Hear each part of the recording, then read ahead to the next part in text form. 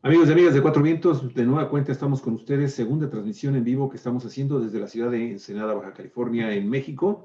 Este día, miércoles 26 de mayo 2021. Muchísimas gracias por estar de nueva cuenta presente con nuestra programación y vamos a entrar el día de hoy, en este momento, a nuestro programa de noticias. Olga Alicia, ¿qué tal? ¿Cómo estás? De nueva cuenta, muy buenos días. ¿Qué tal, amigos, amigas de Cuatro Vientos? Pues aquí viendo las noticias que, caray, a veces no sabemos ni qué hacer, queremos jalarnos así de los cabellos, ¿no? Ese corruptazo, Javier, de Carlos Romero de Champs, el líder petrolero, uno de los más corruptos que ha tenido Pemex, y vaya que es mucho decir. Es mucho decir. Se jubiló por encima del contrato colectivo de trabajo, caramba, pero eso vamos a platicar más adelante. También platicaremos de comentaremos con ustedes cómo van este problema de la violencia, Javier, con los asesinatos de candidatos, Sí, de candidatas. muy terrible. Es sumamente alarmante, es un problema creciente y habla de lo fuerte que está la disputa de los cárteles por controlar las plazas y controlar a los gobiernos, la narcopolítica. Y bueno, hablando de política, pues ya lo sospechábamos, pero queríamos creer que no. Bueno, pues el candidato, comillas, 500 comillas de lado a un lado y 500 comillas del otro, por favor, el candidato independiente, Rogelio Castro, se suma aquí en Ensenada a Jorge Janrón. Caray, si nada más hicieran daño a ellos, pero nos lo hacen a todos. Bueno, pues de esto vamos a platicar, pero para no entrar tan de golpe a lo desagradable, platiquemos mejor de las arañitas, Javier. Sí, hay muchas personas, las arañas, hay muchas personas que le tienen miedo a las arañas. Aracnofobia, le dicen. La aracnofobia, pero resulta que son de los animalitos más inofensivos, entre los inofensivos, ¿verdad? No, tampoco son los más. Bueno, pero ¿por qué crees usted, por qué cree que no debería de matar a las arañas que encuentre en su casa? Andy Fisher es candidato a doctorado en la Universidad Simon Fraser en Vancouver, allá en Canadá. Desde hace años, este científico estudia la comunicación química en las arañas. ¿Cómo es que especies específicas interactúan con ciertas sustancias antropogénicas, así como su entorno y entre ellas? Ahí está la patona. Así es. Recientemente, mira qué ojos. Sí, preciosos animales, preciosos. Recientemente se ha interesado este científico Fisher por el impacto nocivo que tienen los pesticidas en el medio ambiente y en los insectos, que son exterminados indiscriminadamente por estas sustancias tóxicas. Por esta razón se ha dedicado a buscar alternativas en la naturaleza y en lugar de propiciar el consumo e implementación de productos químicos artificiales, en su más reciente estudio se encontró que la posibilidad de ahuyentar a los arácnidos caseros con la secreción de las hormigas de fuego europeas, que parece una solución particularmente efectiva para lograr este cometido. A pesar de que el estudio se centra específicamente en la reacción que las arañas tienen con respecto a esta sustancia de las hormigas de fuego, Fisher enfatiza la importancia de no terminar con la vida de los arácnidos caseros. Además de considerarlas fascinantes, el autor destaca algunos factores claves a considerar sobre el papel fundamental que juegan las arañitas en el ecosistema urbano. Y aquí le vamos a comentar algunos de estos factores, de este trabajo que desarrollan las arañas. Mire, uno de estos factores más importantes a tomar en cuenta es que las arañas no son agentes nocivos para los seres humanos, no son agentes nocivos. Por el contrario, cumplen la función biológica de detener plagas importantes, ya que son las depredadoras naturales de ciertos insectos que son generalmente más invasivos y más molestos para los seres humanos. Por esta razón, Fisher alienta a la población a no matar a los ejemplares que se puedan encontrar en un rincón polvoso o debajo de los libros en casa. Mire, no creo que exista un gran beneficio en matar arañas. Yo mismo, cuando encuentro una en mi casa, simplemente la ignoro porque sé que son inofensivas y que se están deshaciendo de los mosquitos y las moscas que en realidad me molestan, explicó el científico. Si ignorar a las arañas sencillamente no es una opción, Bueno, pues valdría la pena sacarlas a un lugar en donde puedan restablecer sus telarañas. Jardineras, patios y otros espacios abiertos con algún tipo de vegetación son los más recomendables. De esta forma, la araña puede continuar con su vida y seguir cumpliendo la función biológica de detener el desarrollo de plagas. Y mira, este párrafo tiene toda la razón el investigador. Los medios de comunicación nos hemos encargado de desvirtuar la imagen que los seres humanos tenemos de las arañas. De acuerdo con Fisher, las mordeduras de este tipo de arácnido rara vez terminan en casos de gravedad. Por el contrario, a lo mucho podrían generar alguna hinchazón superficial en la piel. Explicó el científico. Es un gran error pensar que cuando te muerde la araña más peligrosa del mundo, mueres instantáneamente. No, no es así. La mortalidad por picaduras no tratadas es solamente alrededor del 1% de cada vez que te pudiera morder una arañita. No solo eso, la aracnofobia ha propiciado que se caracterice a estos animales como seres violentos y entrometidos con la vida humana, además de que aseveraciones similares caen en el terreno de la desinformación. Es una realidad que las arañas no son animales particularmente agresivos. Por el contrario, muchas veces ni siquiera se alejan de sus telarañas, aunado al hecho de que son generalmente tímidas. No lo necesitan. Capturan a sus presas ahí mismo en la telaraña para comerlas directamente en su espacio. Por esta razón, son contadas las ocasiones en que invaden los espacios humanos. Actualmente, Fisher y su equipo de investigadores científicos están trabajando con la posible creación de alguna alternativa más natural para mantener a las arañas fuera de los espacios humanos. La secreción de las hormigas de fuego europeas podría ser una solución viable, aunque el desarrollo todavía está en pruebas de laboratorio. Además de desaconsejar encarecidamente a cualquiera que coloque estas hormigas en su jardín para repeler a las arañas y que tienen una picadura muy dolorosa, estas hormigas, y un comportamiento de enjambre muy agresivo. El autor destaca también la importancia de entender a las arañas como pieza clave del ecosistema urbano. Acercarse a conocer a estas especies no solo desmitifica la imagen que se ha creado en torno a ellas, sino que genera empatía por ellas.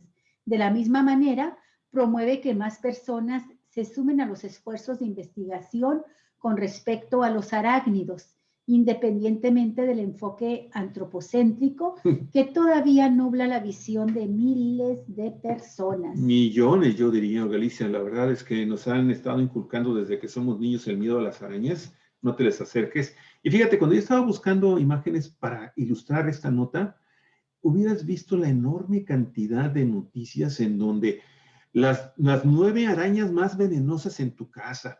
Ten cuidado porque si te pica te vas a morir. O sea, de veras es una fiebre, de veras es una situación totalmente irreal, es una fobia. La aracnofobia, Alicia, desafortunadamente las golpea mucho y no, yo todavía de repente tengo que aceptarlo.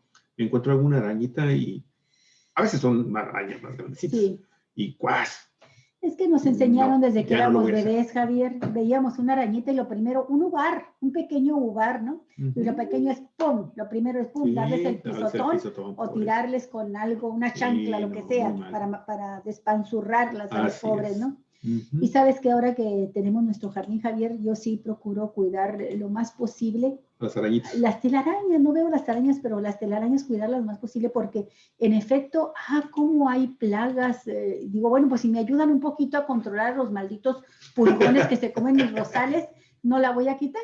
Sí, antes quitaba las telarañas porque se me hacía que se veía feo, que daba la impresión de que no se hacía limpieza, ¿verdad? Ahora, bueno, pues aunque no se haga limpieza, dejar las arañitas. Y sí es cierto, hay animales que son plagas, que son más dañinos, como los pulgones, por ejemplo, de las plantas, ¿no? Y ya nada más un último comentario, Alicia. Tal y como lo dice este investigador, simple y sencillamente, si ves por ahí una telaraña, no la destruyas, busca, se adhieren, y muchas veces cuando se adhiere la telaraña, ahí viene el animalito, el insecto. sácalo.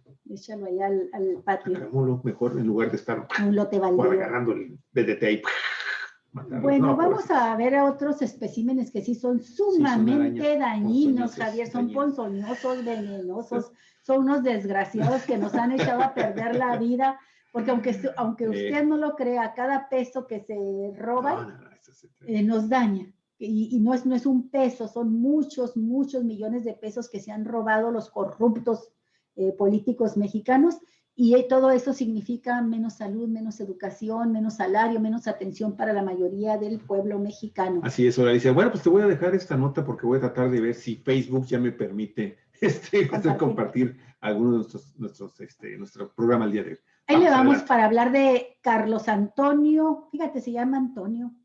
Carlos Antonio Romero Deschamps violó la cláusula 149 del contrato colectivo de trabajo de petróleos mexicanos de Pemex desde 2012, cuando volvió a ocupar un cargo público y debió haber sido rescindido de la petrolera.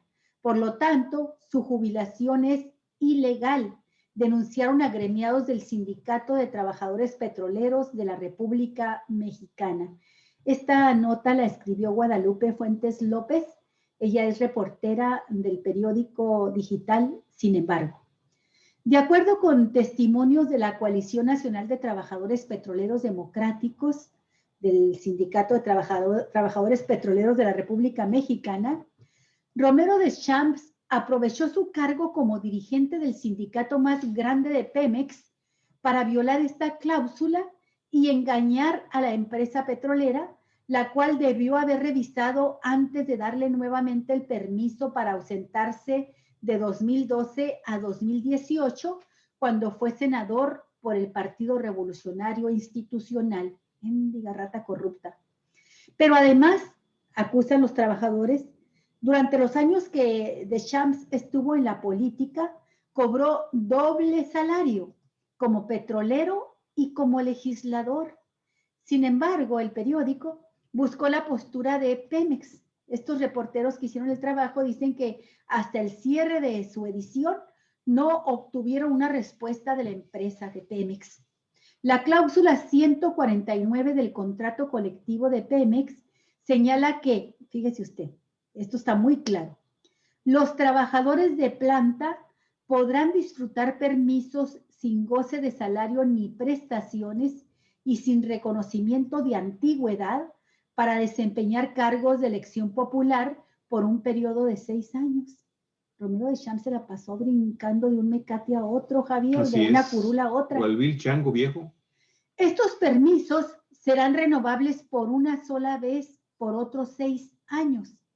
Sin embargo, Romero Deschamps fue 2 veces senador de la República, de 1994 al año 2000, durante el gobierno de Ernesto Zedillo, y de 2012 a 2018, ni más ni menos que con Enrique Peña Nieto.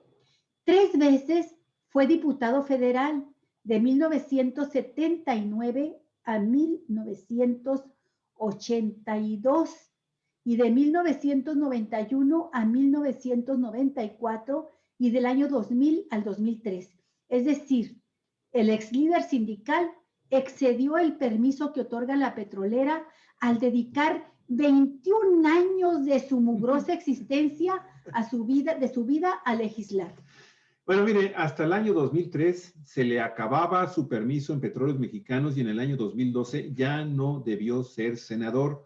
Por lo tanto, nosotros sostenemos que a él se le debió rescindir su relación de trabajo, dijo Santos Juan Olivo Hernández, trabajador petrolero jubilado y uno de los abogados de la Coalición Nacional de Trabajadores Petroleros Democráticos.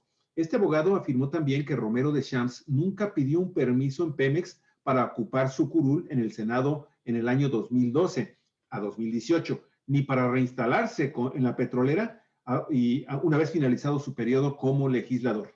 Desde entonces, la relación de trabajo es nula, porque además nunca de los nunca fue a trabajar. Por ejemplo, cuando un trabajador de Pemex sale de vacaciones y regresa, tiene que ir a las oficinas y reanudar, o sea, avisar que ya regresó, pero ni Carlos Romero, ni Manuel Limón, actual diputado por el PRI, lo han hecho, lo hicieron nunca. Finalmente, el abogado denunció lo siguiente: la jubilación de Romero de Champs es una burla para los trabajadores. Él debió ser rescindido conforme a derecho y los que lo jubilaron deben ser sujetos de responsabilidad y ser sancionados. Se nota cómo lo están protegiendo. La jubilación es un acto para él de impunidad, Olga Alicia, y de veras creo yo que no se están excediendo sus declaraciones los petroleros democráticos, porque la verdad es que este personaje es de los más nefastos y yo todavía no entiendo, Olga Alicia, cómo es posible que pues siga tan campante haciendo todo tipo de actos de simulación, actos de corrupción, ¿sí? Acuérdate que ya hace 2 meses Contralínea publicó una información de que este hombre había mentido también con el tema de que ya se había dado de baja para jubilarse, cosa que no había hecho, cosa que estaba, cuando él salió como senador, supuestamente ya para jubilarse, lo que hizo fue pedir unas vacaciones que él jamás había pedido, solicitado a lo largo de toda su vida, como chango marango, colgándose de un columpio para otro en la actividad política nacional. Y Olga, este personaje, mientras no sea sancionado de una manera ejemplar, pues la verdad es que todavía no podemos hablar de que la corrupción en este país está terminada. Así es, Javier, y sí es de llamar la atención qué es lo que está pasando ahí en la petrolera, en Petróleos Mexicanos, porque cuando le tocan el tema a López Obrador, él dice, he girado instrucciones de que no se le den privilegios a Romero de Champs.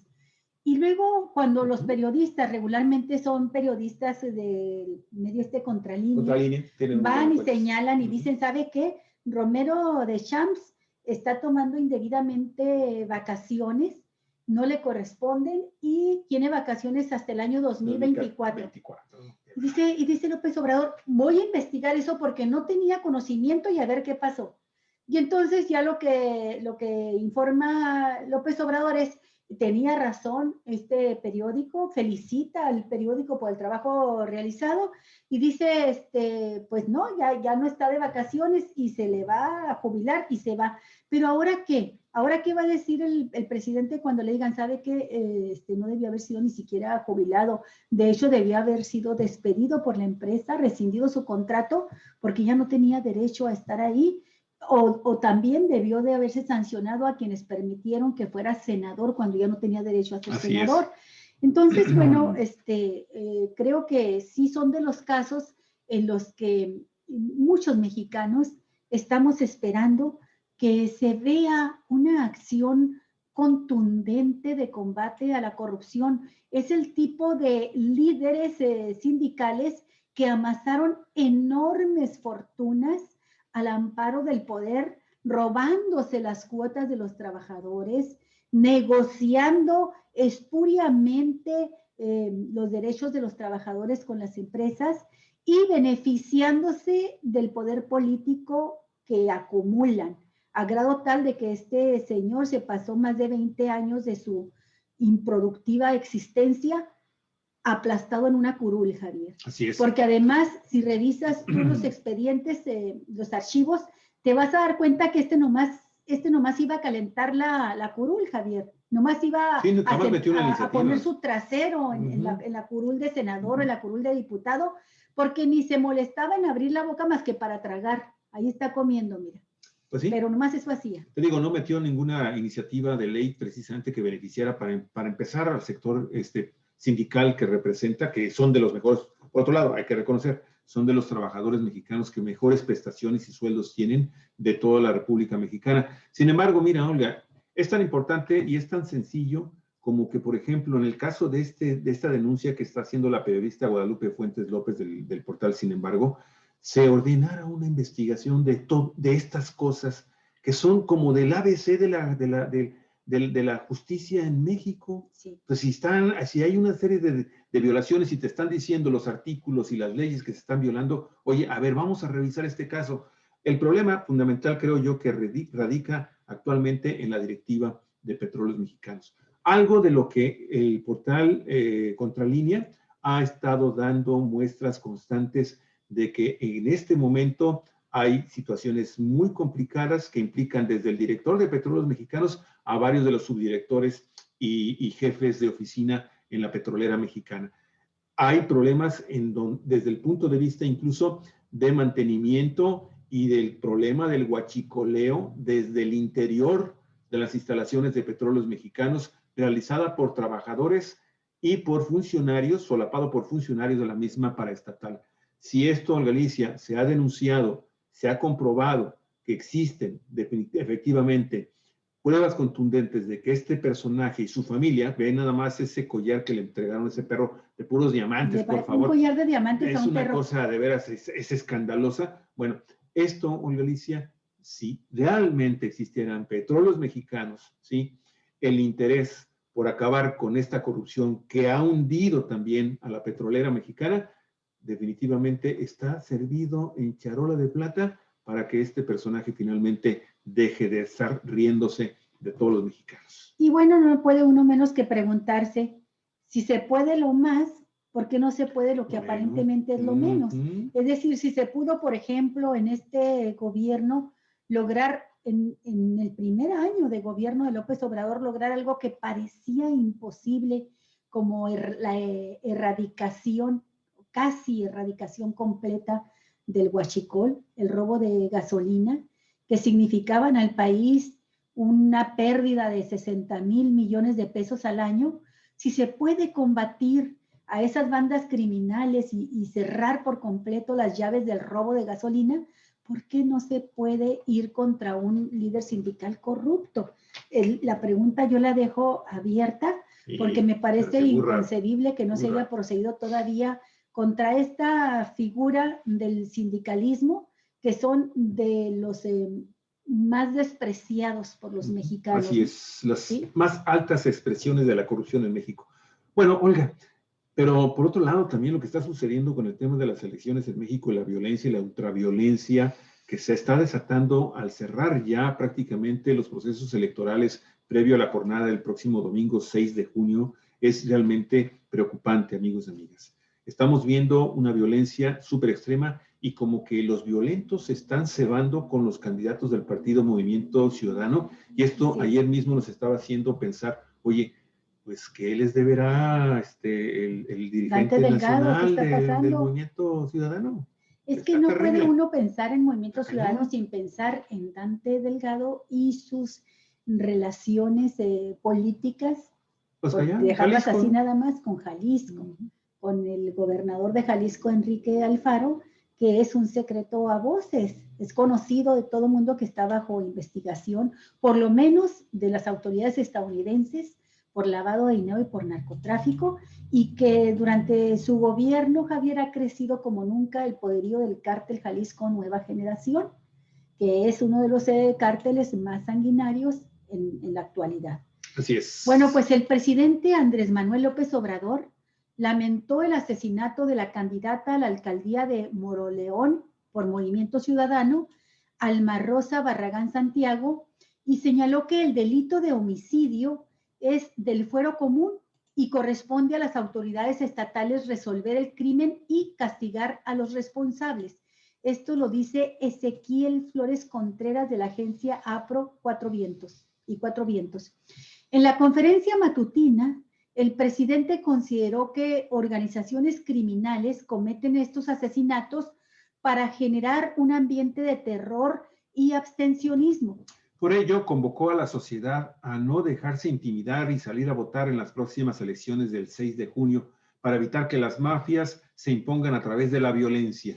Muy lamentable lo de ayer, que fue asesinada la candidata.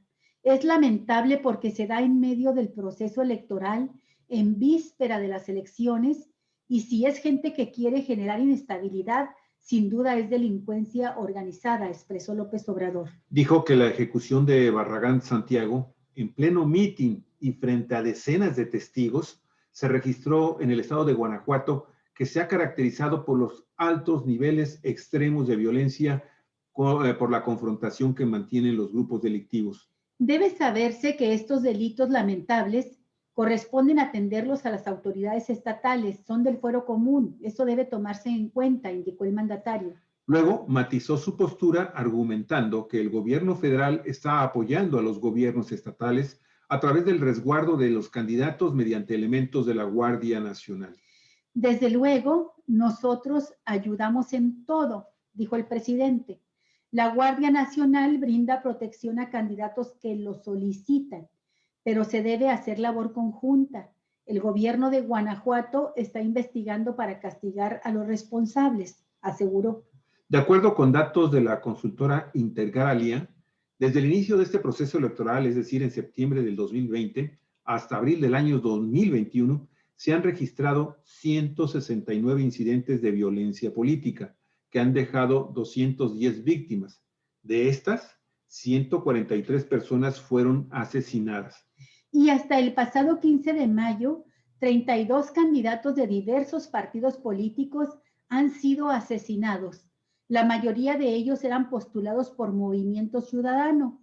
Y el último registro fue el de Abel Murrieta, aspirante de Movimiento Ciudadano a la presidencia municipal de Cajeme, Sonora, el jueves 13 de mayo, cuando repartía volantes en la calle. Y bueno, Galicia, esto sin mencionar también que hace 2 días una candidata de Morena que también recibió amenazas, así como esta fue para una presidencia municipal, y otra candidata mujer también de Movimiento Ciudadano a una diputación en el estado de Michoacán, también recibieron amenazas, Olga, y decidieron bajarse de la contienda. Dijeron, ¿sabes qué? Yo no voy. Y hay otra candidata de Morena que denunció también que incluso a esa candidata de Morena prácticamente la secuestraron. Sí. Le dijeron, ¿sabes qué? Tú no sabes a lo que te estás metiendo, bájate de la contienda electoral. Lo denunció, o sea, primero como que se impactó, la dejaron libre, se impactó, estaba a punto de decir, ya me voy, y dijo, no, ¿saben qué? Finalmente, antier estaba también leyendo que finalmente dijo, ¿saben qué?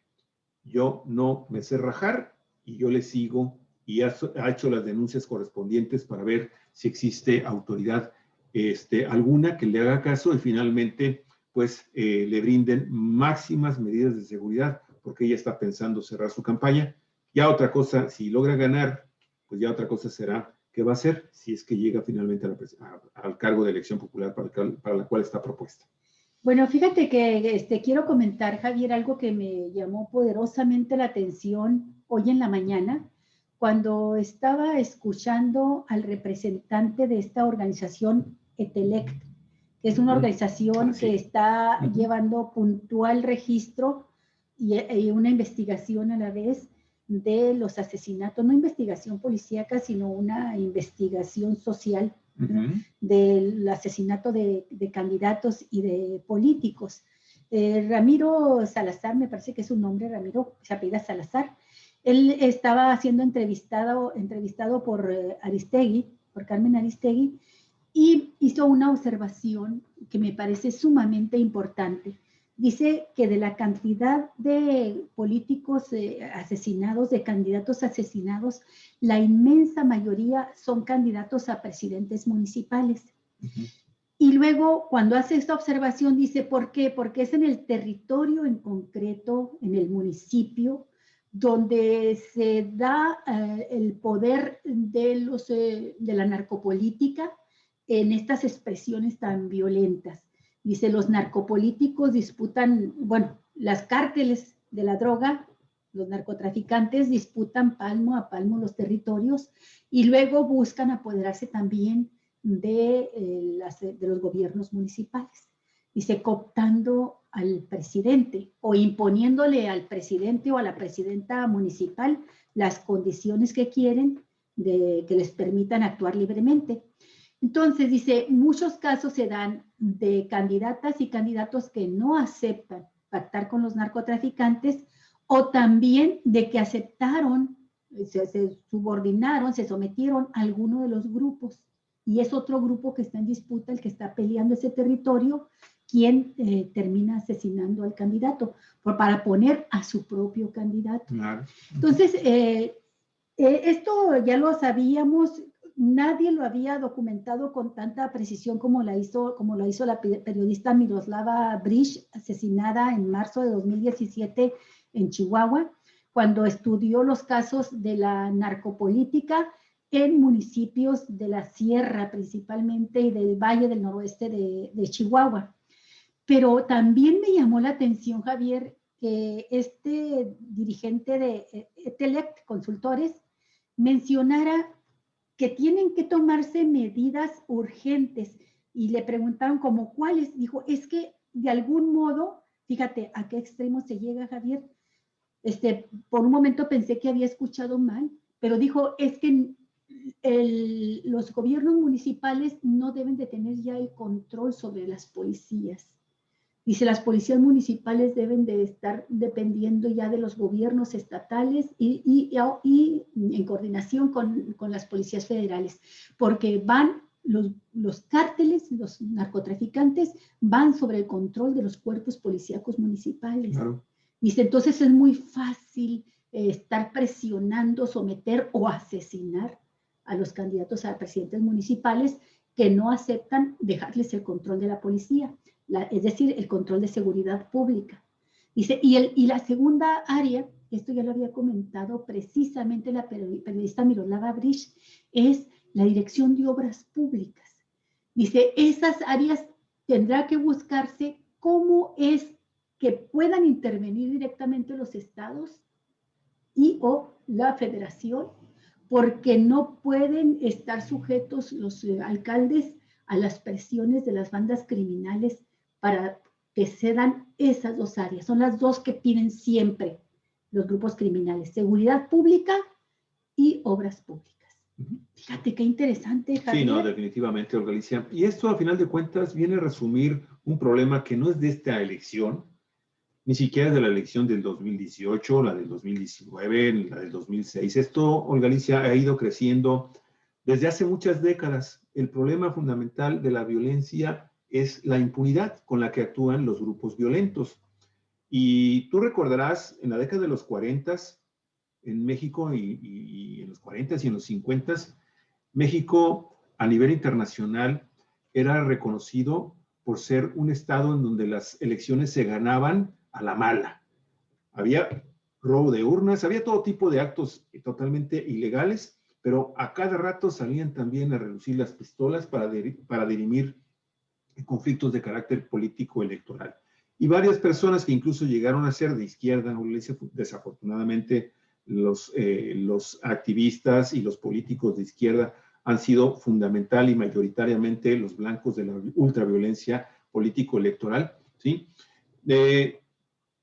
Esto se dejó crecer, nunca hubo castigo para los violentos, y ahora cuando el crimen organizado, los grandes cárteles de las drogas, se han diseminado a lo largo y ancho de prácticamente todo el país y no han sido tocados todavía de manera ya vital en sus ingresos y en la forma en cómo operan, ¿no, Alicia? Pues han logrado acotar grandes extensiones del territorio nacional bajo su cuidado, bajo su control. Hace unos 10 días, cuando mucho aproximadamente, un alto militar del gobierno de los Estados Unidos señaló que entre el 35 y el 40% del territorio nacional estaba bajo control precisamente de estos grupos criminales, fundamentalmente de los 3 grandes cárteles que existen actualmente en nuestro país: Jalisco, Nueva Generación, el Pacífico, y cártel todavía de lo que queda de los Zetas, la Línea y este tipo de organizaciones que se han aliado en diversas partes de la República para combatirse unos a otros y disputarse el poder. ¿Qué ha sucedido, Olga Alicia? Que lo que desafortunadamente sucedió con nuestra querida Miroslava Bryce es que si se hubiera puesto hace 20 años el tema de la narcopolítica en un lugar en donde fueran acotados estos grupos criminales, ella no hubiera finalmente tenido que investigar estos lazos de corrupción directa entre funcionarios del Partido Acción Nacional, que no fue, y del PRI, pero el caso de los funcionarios protegidos por el esta gobierno vertiente, así que no fue investigada jamás, ni ha sido tocada ni por el gobierno del estado de Chihuahua, ni por el gobierno federal mexicano, en el tema de cómo nombraban a los candidatos ya no nada más de las presidencias, sino que también querían las direcciones de seguridad pública y áreas de su interés y de obras públicas para su interés. Y esto, si se hubiera corregido adecuadamente, pues ya no tampoco, si en el momento en que sucedió el asesinato de Miroslava, y si desde el momento, ¿cuántos años son ya? Son 4 años, ¿verdad? Sí, 17, en el 17. 17, son 4 años. Si se hubiera puesto un hasta aquí a lo que todo el mundo sabía en Chihuahua y en el resto del país, o al menos mucha gente que estaba vinculada, Olga, tú estabas directamente vinculada con el tema de la investigación que se estaba realizando y lo que estaba investigando Miroslava, todos sabíamos que también había políticos de por medio, ¿sí? Actuando con el grupo criminal de los Salazar, que forman parte del cártel de Sinaloa, el cártel del Pacífico. Si se hubiera hecho algo, en este momento, esto que está sucediendo en este septiembre del 2020 a la fecha, también se hubiera corregido y no debería de existir. Pero, de nueva cuenta, Olga, la impunidad, y no puede ser posible que, bueno, le corresponde al Estado, al gobierno del Estado, pero y el gobierno federal, bueno, estamos aportando, pero yo quisiera saber si esta candidata de Movimiento Ciudadano que fue sacrificada, que fue asesinada el día de ayer, que se llamaba Alma Rosa Barragán Santiago, para empezar, ¿había solicitado protección en un mitin? Fíjate que creo que no, Javier. Ese es el asunto también. Esa es la otra. ¿Estaba o no pidió? ¿Pidió o no pidió? Y si pidió, pues ¿dónde andaba la Guardia Nacional? ¿Dónde estaban sus guardias? Y si no pidió, ¿por qué no pidió? Sí, hoy mismo estaba escuchando la entrevista que le hacen a un candidato del PRI, que el día de ayer lo agredieron, creo que balacearon un meeting que tenía, y ahora dice, voy a ir a mañana, salgo con rumbo, esto fue en Tamaulipas, dijo, él es candidato a presidente municipal por el municipio de San Fernando, que es donde ha habido actos de violencia extrema, como aquella fosa común en la que encontraron 70 cuerpos de indocumentados, recordarás, Javier. Entonces, él es candidato en ese municipio y dice, voy a ir a San Fernando a tener un meeting y desde ahorita les digo, salgo a las 8 de la mañana de mi casa. Pero no voy acompañado de nadie, salvo de mi chofer. Y si quieren hablar conmigo, si alguien quiere decirme algo, acercarse a mí, ahí voy a estar. Y le pregunta a la periodista que si va resguardado por elementos de la Guardia Nacional. No, dice, ni he pedido tampoco protección. Entonces, también eso está muy difícil, Javier, porque Rosa Isela Rodríguez, la secretaria de Seguridad Pública, anunció un programa de protección y dijo, para todos los candidatos que lo soliciten, va a haber custodia, escoltas, operativos especiales de protección, pero ya sabemos de algunos casos en los que no han pedido protección y pues también así no se puede, o sea, no puede Rosa Isela Rodríguez imponerle un operativo de protección a un candidato que no lo esté solicitando. Los datos, Javier, esta organización ETELECT menciona que suman ya 88 políticos asesinados en el actual proceso electoral. No solo candidatos, 88 políticos en general, algunos ya estaban en cargos públicos, Javier. Y de esos 88, 34 eran aspirantes a algún cargo de elección, aspirantes y candidatos asesinados.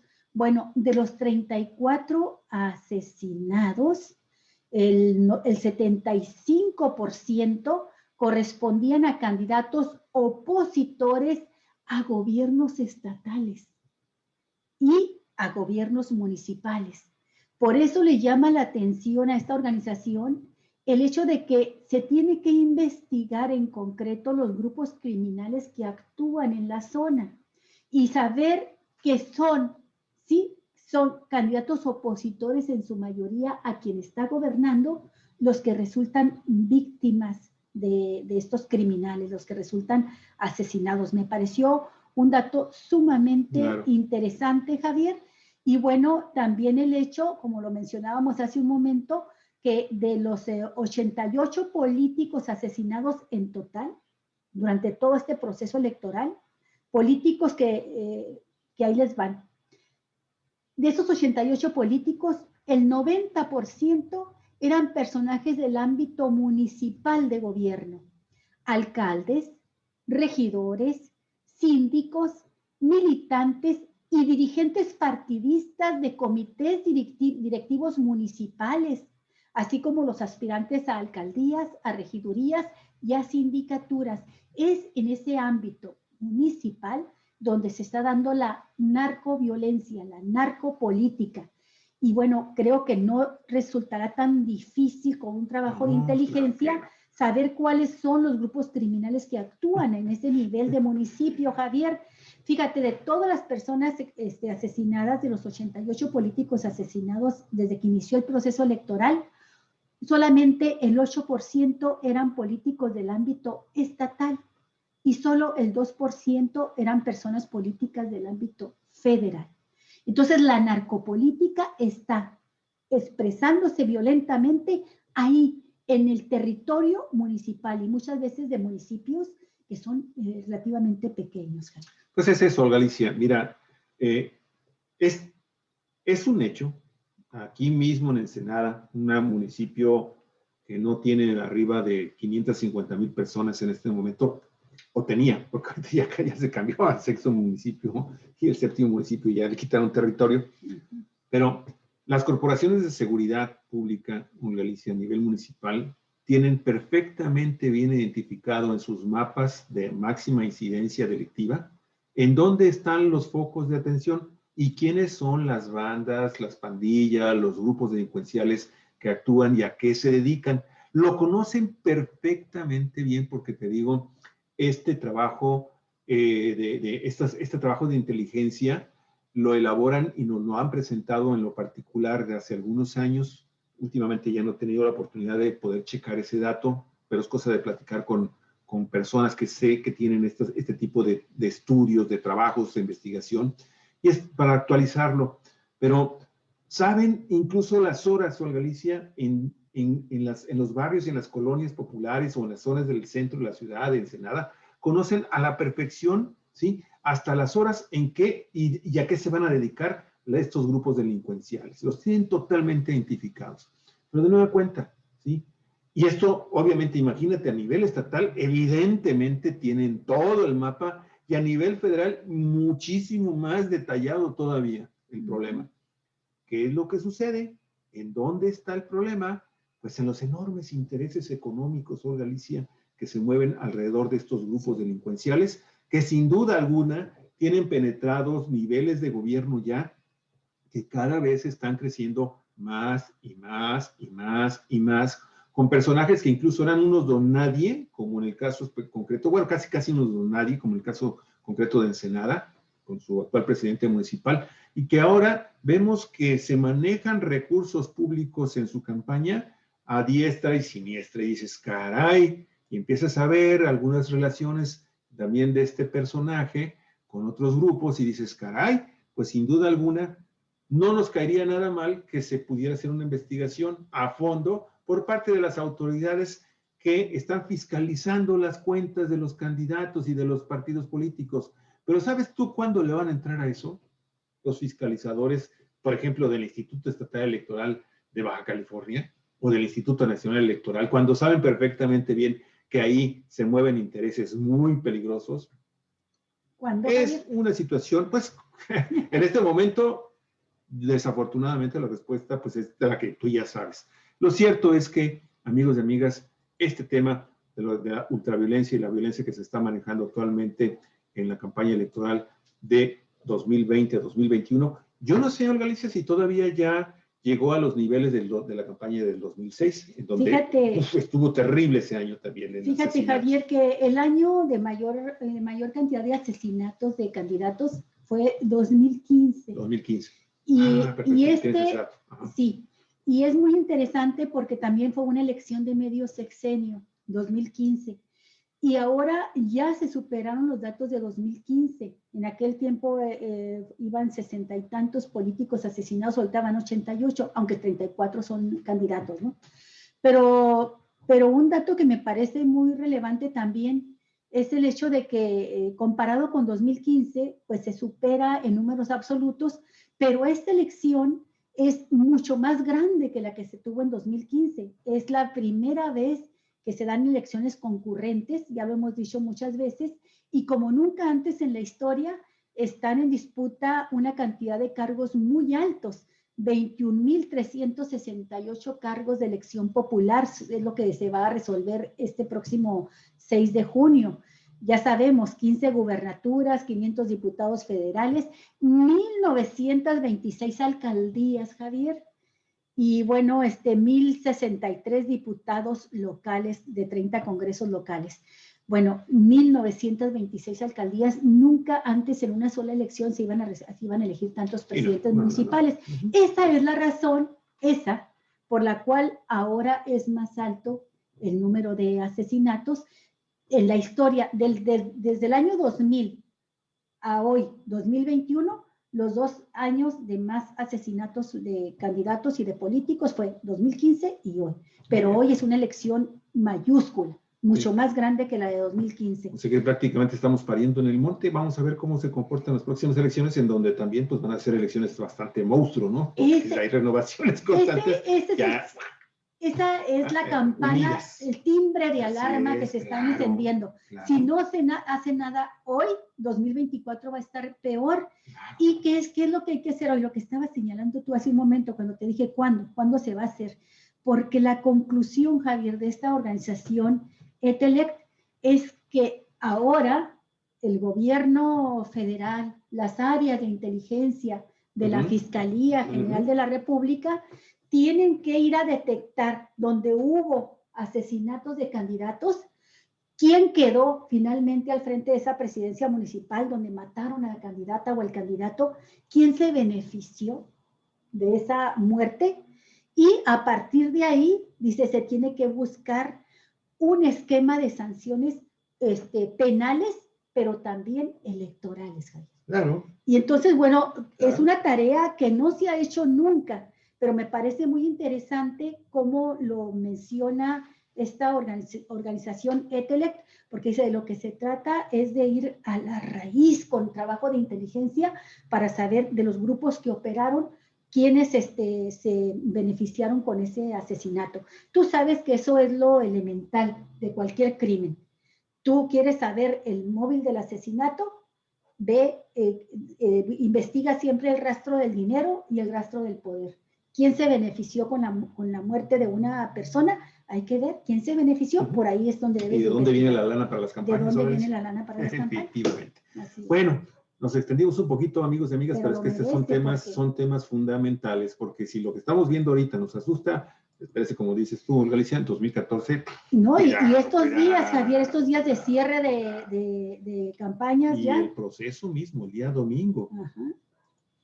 Posiblemente. Ya bueno, el año pasado vimos casos de candidatos que resultaron electos, Javier, y no tuvieron tiempo ni siquiera de ir a recoger su constancia de mayoría, mucho menos de ir a tomar protesta para el cargo, porque los mataron recién electos también. Lo vimos el año pasado, el 2018. Bueno, la recomendación final, amigos y amigas, es que pese a todo esto, pues hay que salir a votar. Hay que salir a votar, porque en eso tiene razón el presidente. Sí, no puedes caer en el juego del... En la imparalización, que te paralices. Así es, no puedes caer en eso. Okay.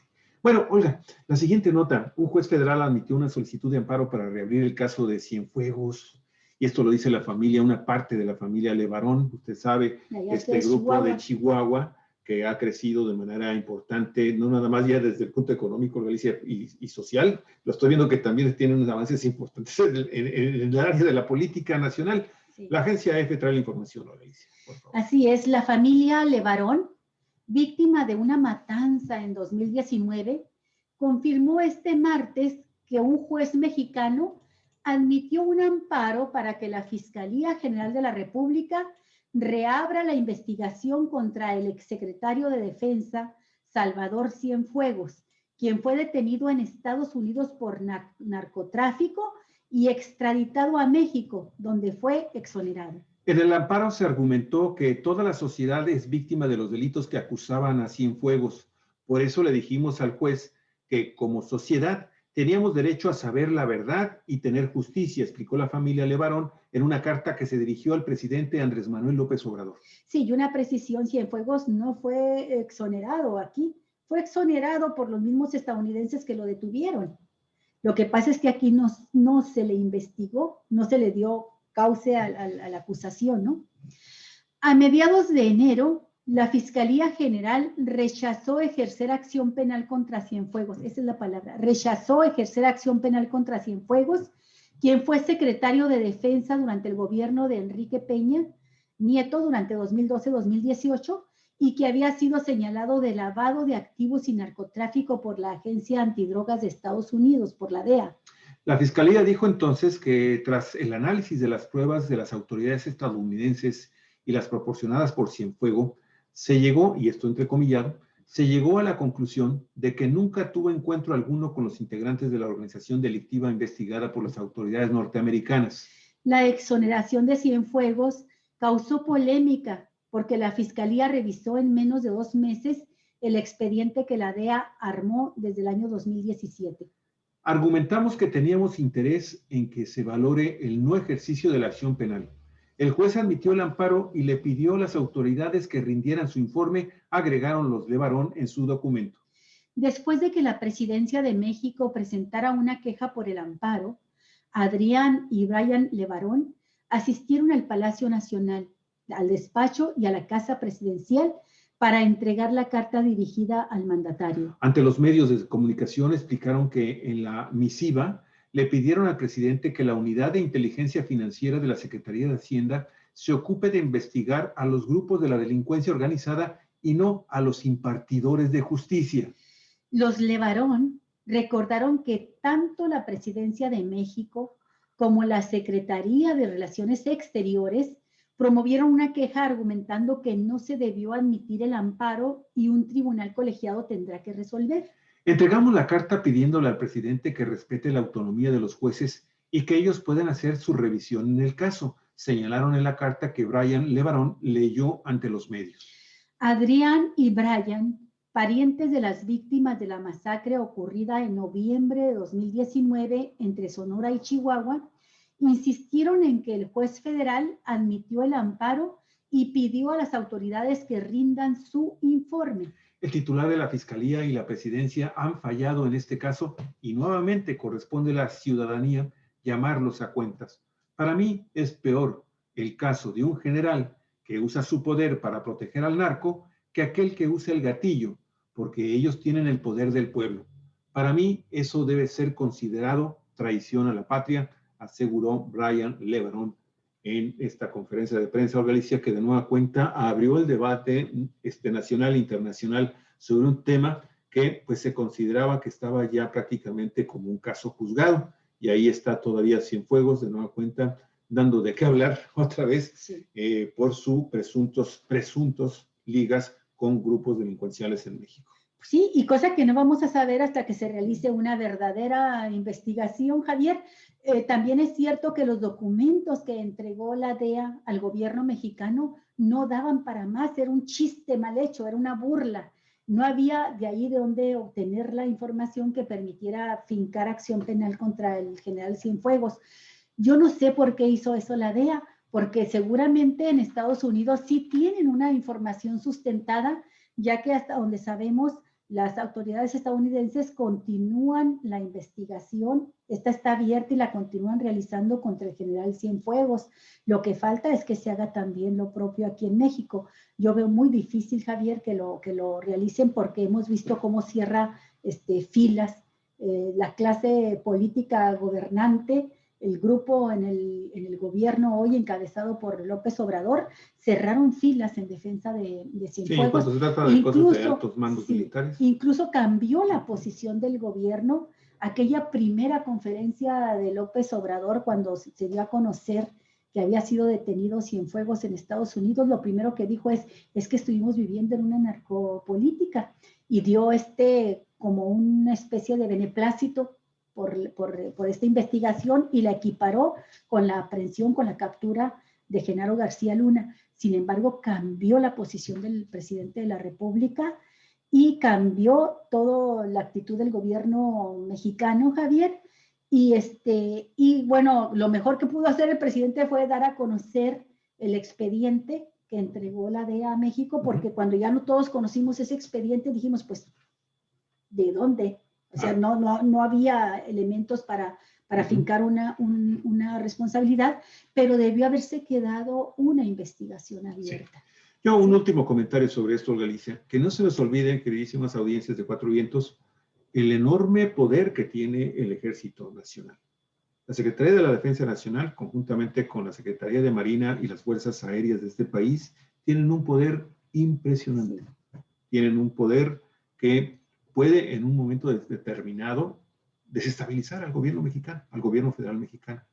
Créame que hay grupos de poder de la derecha y la ultraderecha que están deseando que dentro del ejército mexicano existen incrustados este tipo de mandos militares que también piensan de una manera muy conservadora, de una manera muy neoliberal y de una manera muy de ultraderecha. No hay que olvidar que precisamente incluso en los primeros meses de gobierno de Andrés Manuel López Obrador hubo una especie como de semi-revuelta pública de un sector del ejército mexicano conservador, muy de derecha, ¿sí? Que levantó la voz muy fuerte en contra de la presidencia de la República. Entonces, yo puedo entender de alguna forma las enormes presiones también a las que está sometido el presidente Andrés Manuel López Obrador con este sector. Sí, necesita tener aliado al ejército porque hay fuerzas golpistas desatadas. Sí. Muy fuerte, la oligarquía mexicana, una parte de la oligarquía mexicana. Contuvo este pequeño acto de protesta que puede escalar en cualquier momento. En ese momento lo contuvo Luis Crescencio Sandoval, el secretario de la Defensa, secretario de la Defensa Nacional, logró contenerlos. Y, bueno, Andrés Manuel López Obrador también ha hecho acciones que se congratulan de alguna forma también con este sector, que hay versiones extraoficiales que no se pueden confirmar, ¿sí? De unos medios de comunicación aquí en el país, que dicen que precisamente los que levantaron la voz por la detención en Estados Unidos del general Cienfuegos fue precisamente este sector, ¿sí? Porque usted recordará que en un inicio, cuando se da a conocer la detención de Cienfuegos en Los Ángeles, en el aeropuerto de Los Ángeles, Andrés Manuel López Obrador mostró su entusiasmo y su beneplácito por lo que estaba sucediendo. Y al día siguiente las cosas cambiaron. Una semana, menos de una semana cambió. Así es. Esto, Olga Alicia, definitivamente los mexicanos debemos de tenerlo siempre muy presente porque existe ese sector en el ejército mexicano, en las Fuerzas Armadas de este país, que en cualquier momento, amigos y amigas, pueden escalar y no quisiéramos que se repitieran casos dramáticos en donde se dan golpes de Estado, en donde los militares son pues quienes van a la cabeza de esos golpes militares. Y pues, sería muy desafortunado que tuviéramos finalmente que padecer una dictadura militar o apoyada, o un sector ultraconservador apoyada por grupos golpistas desde el mismo ejército mexicano, desde las mismas Fuerzas Armadas. Nada más quería señalar eso, sí, que Javier, no se nos olvide. Pero también recordar, Javier, para reforzar tu argumento, pues de que ya hubo un tiempo en que Ferriz, ¿cómo se llama este? Pedro Ferriz. Pedro Ferriz. De Con. Sí, trascendió una grabación, Javier, de una charla que tuvo Pedro Ferriz Lecón. De Con, ajá. ¿Lecón? De Con, ajá. Lecón. De Con. Pedro Ferriz Lecón. Nos van a demandar, Ferriz, el hijo de este personaje tan simpático que hablaba de los marcianos y que decía Ferriz, que un mundo los vigila, ¿no? Bueno, pues este otro Ferriz, hijo, para no batallar, aquella grabación, Javier, que trascendió, ya deja de reír, porque no me vas a dejar terminar. Ok, es que está muy cómico. El perro Ferriz de Con. Bueno, ¿qué pasa con don Pedro Ferriz de Con? Ya ustedes se acordaron de eso. Sí, ya, se acordaron de esta grabación que trascendió, donde precisamente el perro Ferriz estaba hablando con un grupo de oligarcas y de panistas, Javier, donde les hablaba de que no podían echar a andar todavía un golpe contra López Obrador, un golpe de Estado, porque estaba llamando a la posibilidad de golpe de Estado, Dice, porque tiene controlado al ejército y tiene controlada una gran parte de la oligarquía. Pero estaban hablando de una salida golpista para derrotar a López Obrador, sabiendo que en las urnas la tenían muy difícil. Todavía no se planteaba ni de asomo esta alianza que luego Claudio X González viene a conformar la alianza opositora PRI-PAN-PRD.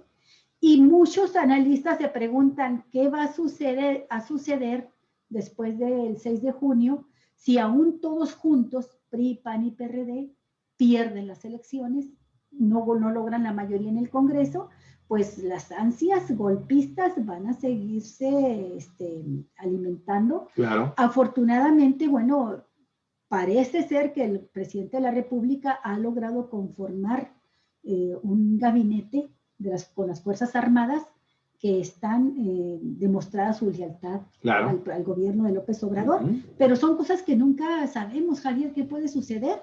Ahí tienes tú el caso, por ejemplo, de Salvador Allende, el doctor Salvador Allende, que no sospechaba, yo creo que Augusto Pinochet podía ser el engazapado general que iba a realizar el golpe contra su gobierno. Sí, claro. Y Olga, el golpe de Estado. Y Olga, tú dices, bueno, ¿qué va a pasar después de esta elección? Si pierde la oposición, bueno, vendría la prueba, la segunda prueba importante en el año 2022 con la prueba de la revocación de mandato a la que se está sujetando el presidente por ahí Andrés Manuel va, López para Obrador. allá van, es lo que les interesa a los Claudios Y X. si logra pasar también Andrés Manuel López Obrador este obstáculo que él mismo se puso, bueno, pues ya entonces sí, y el pronóstico para 2024 pues es totalmente abierto. ¿Sabes otra cosa, Javier?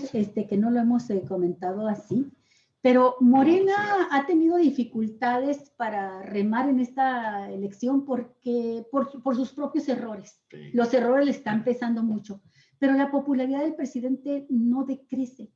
Se mantiene con todo y la crisis de la pandemia, la crisis sanitaria, la crisis económica. No, y con toda la campaña mediática. Y la campaña mediática en contra sistemática, ¿no?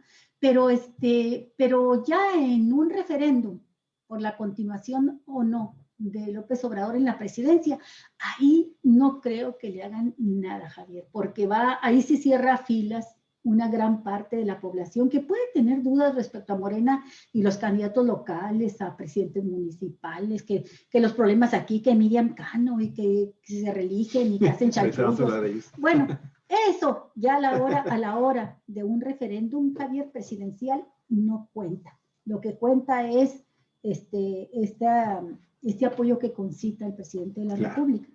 Y bueno, Olga, ahí está otro editorialote para ustedes, amigas y amigas, sobre otro tema que también es importantísimo, importantísimo. Y vamos a la nota número 5, apenas vamos en la 5 de 7. La agencia EFE nos da la información de que un juez negó libertad a los 19 estudiantes, los hombres, que están presos en el estado de Chiapas por el enfrentamiento que tuvieron con elementos de la policía estatal allá en Chiapas. De una escuela rural para maestros allá en Tuxtla Gutiérrez. Sí. Un juez de estado de Chiapas determinó ayer que 19 estudiantes de una escuela normal rural del estado, detenidos el 18 de mayo por bloqueos y vandalismo, continuarán recluidos en el penal El Amate, ubicado en esta ciudad. La decisión del juez fue dictar prisión preventiva oficiosa y ahora el Ministerio Público contará con 45 días para presentar pruebas de acusación de delitos. En este plazo se determinará la situación jurídica de los vinculados a proceso, todos identificados como estudiantes de la Escuela Normal Rural Mactumaxá.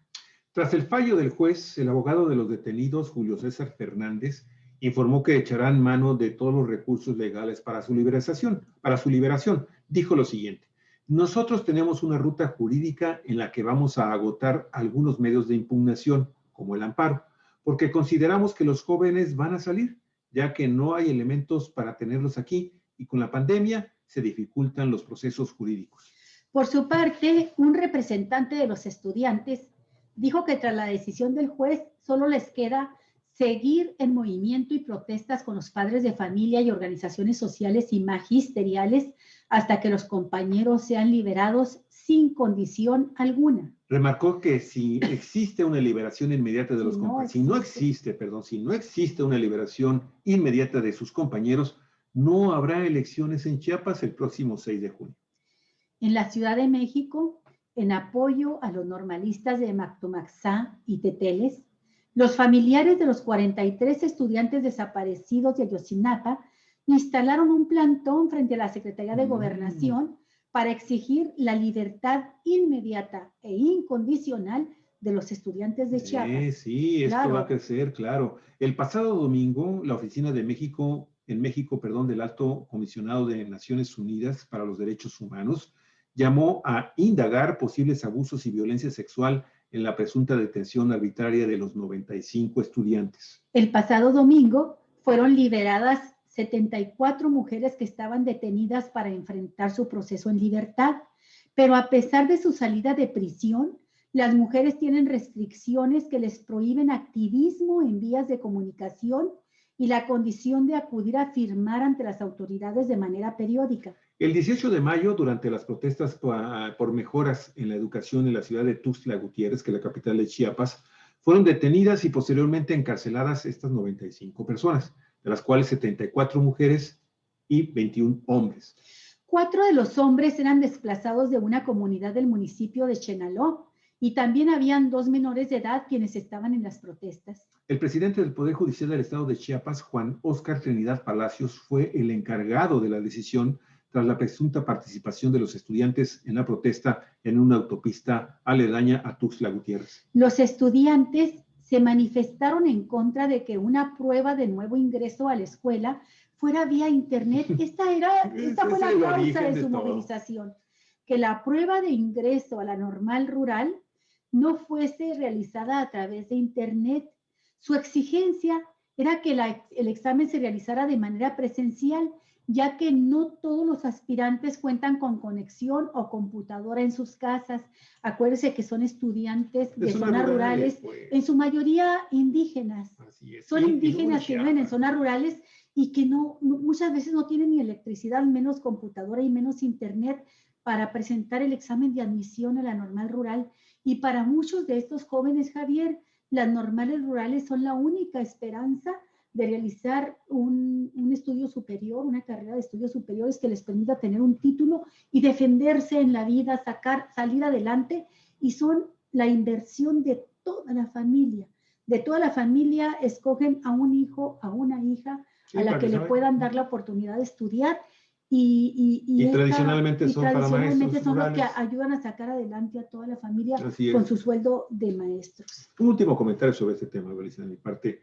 Mira, yo sé que el presidente Andrés Manuel López Obrador tiene toda su libertad de expresión y qué bueno que la exprese, porque han sucedido cosas muy interesantes en este país precisamente gracias a eso, a que él finalmente contesta y le entra prácticamente a todos los temas. Ayer me llamó la atención, le comentaron este tema de los muchachos universitarios y las muchachas universitarias y estos menores y estas personas que estaban ahí, de los famosos desplazados de Chenaló. Me llamó la atención que no esperara quizás a que le entregaran un informe de la misma Comisión Nacional de los Derechos Humanos, que estuvo, ya están ahí, prácticamente desde el domingo llegaron, cuando estuvo el evento de represión muy fuerte, fueron a ayudar a los de la Comisión Estatal de Derechos Humanos de Chiapas, que desde un principio estuvieron recabando y fueron testigos de lo que sucedió ahí, y que ya desde entonces estaban anunciando que había serias violaciones a derechos humanos, que los muchachos en realidad fueron provocados por los mismos policías, en fin, todo esto. Y ayer me pareció un poco lamentable que Andrés Manuel López Obrador se fuera contra los muchachos y las muchachas, diciendo que pues habían causado desmanes, la versión del gobierno de Chiapas. Ok, sí, está bien. Yo no lo escuché, no lo dudo, pero me parece también reprobable si lo hizo así, Javier, porque además entre los estudiantes, los normalistas son los más indignados, Javier, porque han sido víctimas de criminalización de su protesta social. Tienen muchos años luchando en contra de la desaparición de las normales rurales. Desaparecer las normales rurales fue una decisión de los gobiernos neoliberales. ¿Con quién fue? ¿Con Zedillo? ¿Fue cuando sí, con Zedillo principalmente. Ese acortamiento presupuestal. Sí, principalmente. Han sido blanco de ataques desde hace muchos años, desde antes del neoliberalismo. Así es. Pero con los gobiernos neoliberales, de veras, si no han desaparecido estas escuelas, es por la combatividad de los estudiantes y los maestros que lo han impedido. Pero no las desaparecen, pero siempre las están acotando. Y las presionan. Presionando, acotando. Y una forma de acotarlas es disminuirles el presupuesto, aún con la disminución de presupuesto, como son muchachos muy laboriosos, muy trabajadores, han sido capaces de abrir sus parcelas en los terrenos de la escuela y sacar comida para el autosustento del internado, son internados. Entonces, buscan el apoyo, salen con un bote a pedir cooperación de la gente, han logrado con mucho esfuerzo y mucha lucha sostener sus escuelas, pero lo último que les está sucediendo es esto de que hagan su examen por vía internet, pues eso es totalmente inaudito, desproporcionado, increíble, descabellado, no sé qué palabra usar, para estudiantes que viven en zonas rurales, sí, que no cuentan con estos servicios. Entonces, y además una demanda tan elemental y tan justa no amerita una acción represora por parte del gobierno.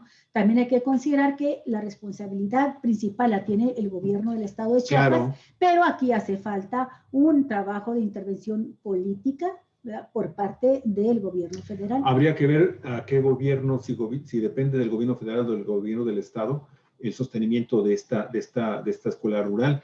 Lo cierto es que también, oye, no vas a meter a directivos totalmente insensibles, Galicia, a situaciones que se pueden resolver a través de la más elemental de los diálogos. Oiga, ¿sabe qué? Pues no tenemos... A ver, muchachos, ¿cuántos no pueden? Pues somos 20 de 500, somos 30 de 500. A ver, vamos a mandarles un camión y que se vengan a hacer su examen acá. Les abrimos para eso necesitamos gente. A eso me refiero, en Galicia, que desafortunadamente ponen al frente agentes cuadrados con con ánimos represivos. Bueno, eso se complementa y olvídate. Y un gobernador que tiene el garrote, porque güey, cualquier muchacho estudiante ya lo victimiza. Tú sabes que en este país los jóvenes, la juventud está victimizada, sí, y pues desafortunadamente ocurren cosas que pues no debieron haber jamás llegado a estos extremos. Es que muchos alcaldes y muchos gobernadores les cosquillean las manos, Javier, por reprimir, por golpear, por criminalizar los actos de protesta. Bueno, vamos a la siguiente nota. A propósito de gobiernos represores, sí, hay cosas que dan miedo en la política, pero hay otras que provocan terror. Y yo lo debo decir abiertamente porque así es. Jorge Hanron provoca terror. Sin embargo, pues hay muchos, Javier, políticos, pseudopolíticos que se dicen de izquierda, pseudoizquierdistas, o independientes, pseudofeministas o pseudoindependientes que ahí andan detrás del rastro que va dejando Hanron, siguiéndolos como perritos falderos, ¿no? Siguiendo a Hanron como perritos falderos. Es el caso, qué lastimoso, del independiente entre comillas, Rogelio Castro, quien se suma en Ensenada a Jorge Hanron. La nota es de Javier Cruz, de Cuatro Vientos. El candidato independiente Rogelio Castro Segovia, un activista religioso que compite por segunda ocasión al cargo de presidente municipal de Ensenada, con la bandera de la emancipación, y entre comillas, porque esto es lo que ha dicho Rogelio Castro siempre, emanciparse de los partidos políticos y de los políticos tradicionales. A eso ha llamado en sus dos campañas. Bueno, pues hasta ayer, porque ayer ya resultó ser aliado de Jorge Hanron, candidato a gobernador, el priista candidato a gobernador por el Partido Cristiano, Partido Encuentro Solidario PES. Presente en el monumento al general Lázaro Cárdenas en la ciudad de Ensenada, que sirvió de escenario a la ceremonia pública en donde se anunció la adhesión electoral de Castro y también de todos los candidatos a regidores en su planilla de este presunto autónomo, el priista Jorge Han agradeció el detalle electoral a su favor. Oye, entonces ahí va Mike Orea también. O sea, es el número uno de la planilla de regidores. Nadie se ha desligado de la planilla. Todos nomás que pusieron a Rogelio a que él diera la cara, ¿no? Que él diera la cara, el otro nada más se beneficia con los votos. Sin embargo, adelantó que él trabajará a favor de la candidata, fíjate, van a ofrecerse ahí, a ponerse de ofrecidotes con Han Ron, y Han Ron les dice, ay, muchas gracias por sumarte a mi campaña, pero de antemano te digo que voy a trabajar para que mi candidata pesista a presidente municipal sea la que gane. Olga Leticia Lelerier Grijalva, una mujer que fue directora del Programa para el Desarrollo Integral de la Familia, para el DIF, en el municipio que gobierna el partido Morena con Armando Ayala. Han Ron igualmente manifestó su esperanza de que con apoyos como los de Castro y sus seguidores se reduzca la posibilidad de que el abstencionismo triunfe en las próximas elecciones, por lo que pidió a los ciudadanos salir a votar en la jornada del 6 de junio para, entre comillas, reducir la oportunidad de que Morena se quede en el gobierno, cosa que sería imperdonable. Qué barbaridad, lo imperdonable es que los independientes hagan esto, Javier. Claro. Porque dice Han Ron que espera que con esto se reduzca el abstencionismo. No, no, hay mucha gente que ya no cree en los partidos, que no quiere votar por los partidos y prefieren votar por un independiente. Tan es así que el año 2019 llega Mike Orea a la regiduría gracias a toda esa parte del electorado que no quiere votar por partidos. ¿A poco crees que van a votar por Han Ron, Javier? De nueva cuenta se equivocan los que creen que por declinar su candidatura hacen que los seguidores de su candidatura, Javier, sean como las manzanas en una reja y van y se las ofrecen al candidato ante el cual se están postrando. Así es. Oye, pues previo a este discurso de Jorge Han, Rogelio Castro llamó a sus partidarios a ejercer este voto útil o el voto cruzado a favor de Jorge Han, con quien dijo, en el caso de que el priista gane la gubernatura y él la presidencia municipal de Ensenada, se establecerá por parte de él un gobierno de gestión que buscará tener un aliado en el probable gobierno estatal pesista. También le dijo Rogelio Castro a Jorge Han, no me prestaré a ser su empleado. No, dice, yo me prestaré a ser su amigo. Ya los veo de grandes cuates, Javier. Yo creo que lo va a invitar a su casa y a que conozca su zoológico privado, ¿no? Ajá, y a que vaya a un partido de los Xolos. Sí, le va a dar pases. Me prestaré a que juntos, dijo Rogelio, saquemos adelante a este municipio que tanto daño le han causado los gobernantes de mentiritas que hoy tenemos. Yo quiero uno de a de veras, así como usted, señor. Más tarde, en su página en redes sociales, Rogelio Castro justificó su alianza con Jorge Han y escribió, es prudente generar una ruta de diálogo franco con quienes tienen la posibilidad de gobernar el Estado, generar vínculos con el próximo gobernador y buscar lo mejor para Ensenada es una obligación a la que no voy a eludir. 2 días antes, en Tecate, un grupo de presuntos panistas, encabezados por Víctor González, exregidor y excandidato a la presidencia municipal del PAN en Tecate, también por el maestro Guadalupe Castro Valenzuela, excandidato a la misma presidencia municipal, y por Óscar Pulido, exregidor y exdirigente municipal del PAN, del panismo en el municipio, se integraron a la campaña de Jorge Han. ¿Qué dijeron, amigos y amigas, en el caso de Guadalupe Castro? A través del tiempo, lo único que ha prevalecido de las acusaciones y leyendas sobre Han Ron es que se trata de un hombre justo, que sí cumple con lo que promete. De ahí la importancia de sumarnos a este proyecto, que es el único que plantea propuestas viables y aterrizadas en proyectos listos para su implementación, aunque usted no lo crea. Poderoso caballero es don Dinero. También en Tecate, los candidatos independientes a la presidencia municipal, Celso Figueroa y Marco Antonio Vizcarra, hicieron el mismo compromiso de adhesión hecho este día por Rogelio Castro y anunciaron que en lo que resta de la campaña trabajaremos arduamente para lograr un triunfo contundente de Han Ron. Sí, patrón. El priista que compite por la gubernatura de Baja California por el Partido Encuentro Solidario, cerró ese día, el día pasado domingo, ¿sí? En Tecate, cerró sus actividades con la adhesión masiva de quienes dijeron ser fundadores del Partido Morena en Tecate y que fueron representados por el profesor Vicente Guerrero, así como por Lorenzo Luna Villalobos. Y también dijeron que se trataba de una adhesión masiva, pero no hay comprobación alguna No de hay eso, comprobación, Javier. claro. Hubo la circulación de una nota por demás descabellada. 22,000 morenistas se van con Han. No, hombre, por favor. Bueno, pagadita, pues, ¿no? Pagadita. Claro, bien pagadota, no pagadita.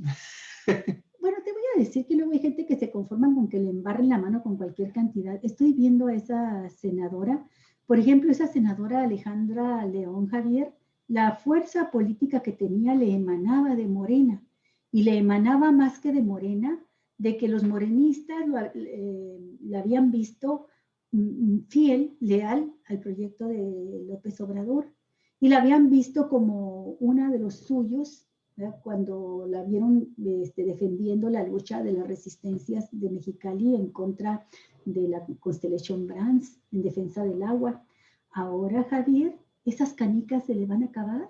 Sí, fíjate que yo no logro comprender, Olga, cómo un personaje, hombre o mujer, que está metido en la política y que llegan con un respaldo social y que durante su función pública siguen continuando con simpatías de manera importante por grupos diversos de la sociedad, del núcleo al que están representando. Sí. Cuando se les cierran las posibilidades de ir por el partido por el que llegan al poder, en lugar de decir, bueno, ok, voy a continuar armando mi grupo político, consolidarlo, o de plano, en el último de los casos, decir, ok, ya tengo una fuerza importante, voy a crear un movimiento ciudadano realmente independiente y vamos a buscarla, ¿no? Vamos a buscarla.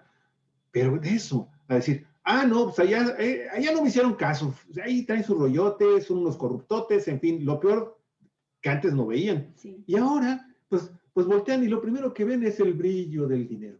Sí, y dicen, sí. Pues aquí voy, de aquí soy. Y sí, van con Carlos Han. O en el caso, fíjate, de Chihuahua, Javier, porque se está dando en varias partes del país, perdón. En el caso de Chihuahua, traen una crisis tremenda dentro del priismo chihuahuense, porque la candidata Graciela Ortiz, candidata a gobernadora, pues ya salió a hacer declaraciones pidiéndole permiso. Primero se filtró una información que yo me imagino que ya ellos mismos la filtraron, de una reunión que tuvo con la dirigencia estatal de su partido, donde les pedía la autorización a los priistas. Híjole, no lo iba a decir, pero creo que sí lo digo. No lo quería decir. Es que de pronto me acordé. Déjame, voy a quitar el sonido. Me acordé de un ranchero, ¿no? que tenía una hija muy bonita, y la hija se fue a trabajar a la ciudad. Y entonces cada vez el ranchero veía que su hija traía mejor ropa, mejor joyas, todo, muy bien, ¿no? Y le dice, a ver, mija, dígame, ¿en qué está trabajando? Dijo, ay, papá, pues es que en realidad lo que yo quiero es pedirle permiso, para seguir haciendo lo que hago. ¿Y qué hace, mija? Pues trabajo ahí en La Curva. La Curva era un prostíbulo de Chihuahua. Y le dijo, oiga, mija, para irse de puta no se pide permiso. Bueno, el caso es que la candidata estaba pidiendo permiso para declinar su candidatura a favor de Maru Campos, la candidata panista. Y de nueva cuenta, Javier, esta idea que tienen los políticos y aún los independientes, de que traen a sus simpatizantes como decía Artemio Iglesias, el filósofo de Rubio es el pueblo donde nació, allá en Chihuahua, priista. Artemio Iglesias decía, la gente, las personas no son manzanas. No, él era productor de manzana. Dice, la gente no son manzanas, las personas no son manzanas que las puedes acomodar en una reja y puedes juntar muchas rejas, ¿no? Y luego después, cuando sientes que no te alcanza, ¿no?, con todo lo que tienes para ganar, y te postulas para una candidatura y no te alcanza para ganar, vas y declinas a favor de otro candidato y le dices, aquí estoy declinando y aquí le traigo mis rejas de manzanas. No, dice la gente, las personas no son manzanas que puedas acomodar en una reja y ofrecérselas a otra persona con la que vayas a declinar tu candidatura para favorecerla. Entonces yo le recordaba esto ayer a los priistas de Chihuahua, muchos amigos que tengo allá, diciéndoles, de verdad Graciela trae esas rejas de manzanas para dárselas a Maru? ¿De verdad cree eso? Y sí se la creen, Javier, se la creen. Claro. Lo cierto es que, Claro que cuando cuando un político declina una candidatura, es un voto más que se le suma al candidato al cual se le están postrando o declinando, porque por la gente no pueden decidir ellos. Y tan es así, Javier, que ahorita en Chihuahua ya salieron muchas voces de candidatos priistas a diputados, de candidatos priistas a presidentes municipales, a síndicos, que están repudiando eso y que están diciendo qué es lo que va a suceder. Una es que no vamos a tener voto, en el mejor de los casos, para el PRI, no vamos a votar por candidato a gobernador o gobernadora. Y en otros casos están diciendo, pues se equivoca Graciela Ortiz y cree que por declinar ella nos vamos a ir a votar por Maru Campos. Jamás votaré por esta panista. Y entonces algunos más abiertamente están diciendo, bueno, pues si Graciela Ortiz nos traiciona, como lo está haciendo, pues mejor vamos a votar por Morena, que tenemos más afinidad ideológica política con Morena que con Maru Campos, que representa no el PAN, sino a la ultraderecha panista. Bueno, pues eso es lo que provoca, están con sus rollos y amigos y amigas. Los que votan independiente no van a votar por lo que hizo ayer Rogelio desilusionó a muchos que en Ensenada pensaban que él era una opción viable ante lo que está sucediendo también con los otros candidatos, que la verdad también están para llorar, pero decían, bueno, parece ser que lo menos malo, vamos por ahí. Pues no, la verdad es que ha desilusionado a muchas personas. Bueno, vamos a la última nota. Galicia, ayer, de nueva cuenta, el Tribunal Judicial Electoral en materia de Baja California tuvo una acción y tomó una decisión bastante digna, bastante interesante sobre el tema de la candidatura de Rigoberto Campos y Adrián Camargo al Distrito 1, que corresponde a Mexicali, acá en Baja California. Sí. Usted sabe que ellos también se autoadscribieron indígenas ante el Instituto Estatal Electoral de Baja California.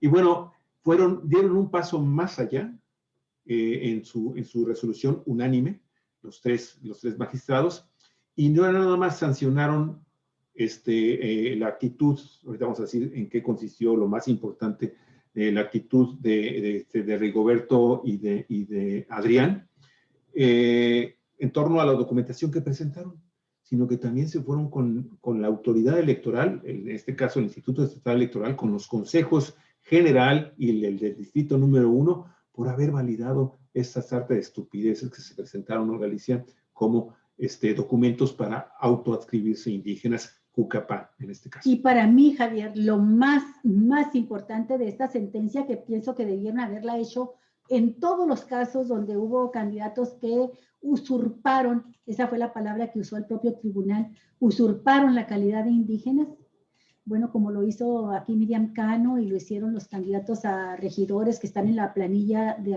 Armando Ayala. Bueno, en este caso para mí lo más importante es que los magistrados del Tribunal de Justicia Electoral de Baja California dieron vista, por unanimidad decidieron dar vista de los presuntos actos delictivos a la Fiscalía Especial para la Atención de Delitos Electorales y a la Fiscalía General del Estado. Eso me parece a mí lo más importante, porque pues es que no puedes quedar nada más en que, ay, es un acto inmoral de usurpación de identidad indígena. No, es un presunto delito. Se cometió un presunto delito. Con Rigoberto Campos sí lo hicieron, con Miriam Cano no. Y a mí me parece que le dejaron un resquicio y que por ahí debe haber operado de alguna manera la protección, la capa bonillista que protege a Miriam. A Miriam y a otros candidatos, porque también lo sucedió lo mismo con el caso de aquí, de los dos candidatos cachirules indígenas, sí, pero, Eduardo Vega y Maru Hostos. Sí, pero es Bonilla protegiendo a Miriam y protegiendo a Ayala. Así es, no, sí, está bien, perfecto. Bueno, Rigoberto Campos González y Adrián Gildardo Camargo Borbón, candidatos del Partido Encuentro Solidario a la Diputación Estatal por el Distrito 1, con sede en Mexicali, presuntamente cometieron fraude o simulación de actos que violaron los derechos indígenas en materia electoral. Por ello, los 3 magistrados del Tribunal de Justicia Electoral de Baja California determinaron ayer de manera unánime dar vista de los presuntos actos delictivos a la Fiscalía Especial Estatal para la Atención de Delitos Electorales, así como también a la Fiscalía General del Estado.